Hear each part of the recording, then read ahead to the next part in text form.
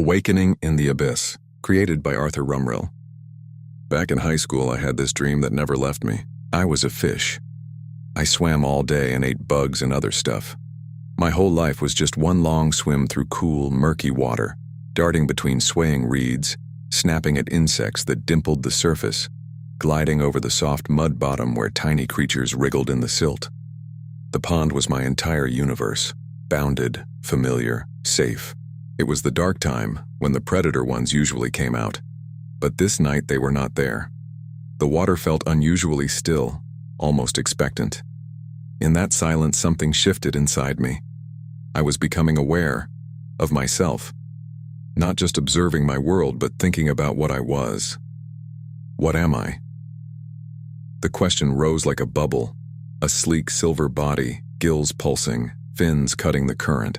For the first time, I sensed the I behind the instinct. Consciousness bloomed in the quiet dark. I lingered near the surface, watching moonlight fracture into 1,000 shimmering shards, wondering why I swam at all. Then something happened to my world. It began as a distant rumble, low and powerful, vibrating through the earth and into the water like a living heartbeat. The surface above started to ripple in unnatural waves. The hum grew into a roar, layered, echoing, psychedelic. In the dream, I didn't know the name, but later I would. It was Pink Floyd, May 15th, 1971, the legendary garden party at Crystal Palace Bowl in London. The world shook violently, vibrating with an energy never felt before. Bass lines dropped like depth charges. Guitar notes bent and wailed, piercing the surface tension. Keyboards swirled in hypnotic eddies.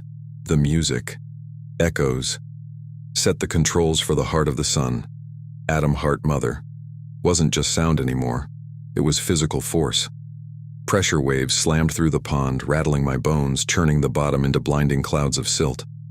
A massive shape loomed in the water with us. Their giant inflatable octopus, rising from the pond itself. Tentacles flailing as smoke flares and pyrotechnics erupted beneath it. Fans waded in, tearing at the prop, stirring up more mud and chemicals. Dry ice hissed. Fireworks rained glowing debris. The water turned toxic, oxygen fled, and still the music thundered on, louder, deeper, relentless. Pain hit like lightning. My swim became a frantic thrash. Gills burned. The pressure crushed and expanded inside me at the same time. My newfound awareness turned to pure terror. Why? What am I in the face of this? The self I had just discovered screamed silently as the vibrations tore everything apart. Then darkness. I woke up in my high school bed, gasping, heart hammering as if I had been the one dying in that pond. The dream stayed with me for years, haunting, vivid, impossible to shake. Later I learned the real story. On that exact night in 1971, Pink Floyd's ambitious stage show did kill hundreds, some say thousands of fish in the pond beside the stage. The council sent the band a bill for the dead fish. The culprits?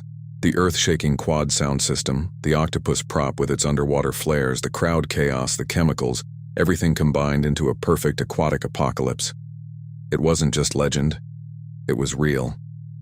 In high school, I turned the dream into an essay, a dream sequence where I stood at that 1971 concert, yet somehow was the fish, experiencing the spectacle from both sides of the surface. The power of art so immense it crossed into nature and ended lives.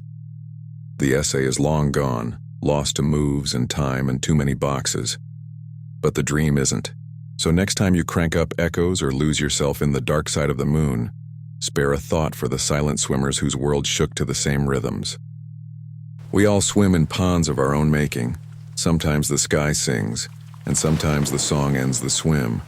What dreams have stayed with you that long? Drop them in the replies. I'd love to hear.